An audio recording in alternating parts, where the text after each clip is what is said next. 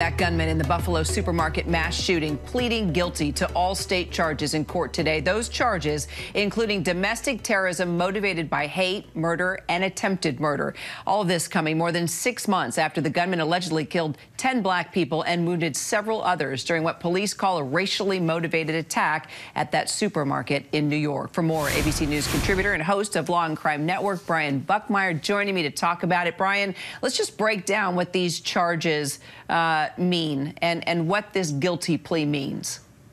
Yeah, so first and foremost, the top charge is a very new one to many of us in New York. It's the domestic terrorism charge where he's accused of at least targeting 5 people through some sort of hate and killing at least 1. We know that he killed 10 people, but that still satisfies the charge. And then, of course, we have the 10 murder and the first-degree charges, as well as attempted murder charges, and 1 gun charge that the district attorney definitely pointed out to because the gun was bought legally, but altered to make it an illegal gun. He definitely wanted to target that charge in the sentencing of this gunman, but most people's eyes are on that top charge because it carries the heaviest penalty, but also is a very new charge to us in New York. So the suspect originally pled not guilty to all the charges, as you know, but today he pled guilty to all of them, waived his right for an appeal. What do you think about the strategy here? So it's 2 things. First and foremost, you always plead not guilty of the initial charging of a case. But with New York discovery laws, when all of that discovery is turned over, and discovery is the information that the prosecution is using to accuse you of a crime, I think the defense attorney read all through the discovery, saw the video, saw the heinousness of this crime. Because don't forget, he recorded himself committing these crimes. He had like a manifesto, so to speak, as to why he was doing this. I think the writing was on the wall in terms of taking a plea. However, I think there's also another strategy to this as well. When we look at this crime, like I said, it's very new to all of us. It came into effect in November of 2020. The law says in terms of sentencing, notwithstanding any other laws, meaning no other policies or rules that we have in New York State, that the defendant shall receive life without the possibility of parole. Now, for lawyers, we know that shall is must. The way I explain it to my clients, think of the 10 Commandments, thou shalt not kill. We know it means must. Notwithstanding means that nothing else in New York law gives a judge the discretion to think of a lower penalty. That, in my mind, is not necessarily legal.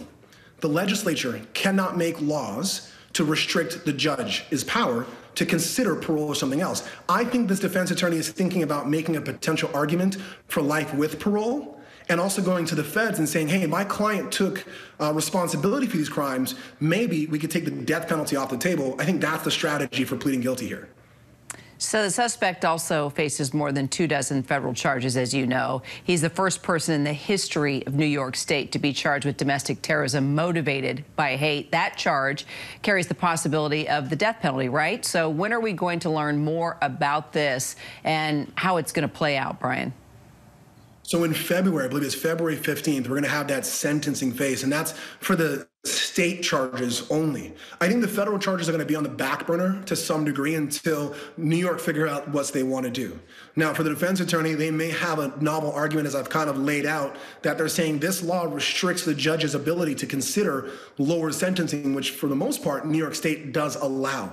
I don't think there's any judge or any person that would say that this individual should get life without the possibility of parole, but I do see there being a legal argument to push back. But of course, we're going to hear the victim impact statements from countless victims in this case. And I think regardless of what the law does or does not say, what arguments can be made, I think any judge is going to rule that life without the possibility of parole is the only adequate sentence here when you have a state of New York that doesn't have the death penalty, so that can't be considered. But the feds do have the death penalty, and I think the strategy there is to move on there and try to either remove the death penalty or have him sentenced to a federal prison rather than state. Brian Buckmeyer, always great to have you on. Appreciate it. My pleasure. Hi, everyone. George Stephanopoulos here. Thanks for checking out the ABC News YouTube channel. If you'd like to get more videos, show highlights, and watch live event coverage, click on the right over here to subscribe to our channel. And don't forget to download the ABC News app for breaking news alerts. Thanks for watching.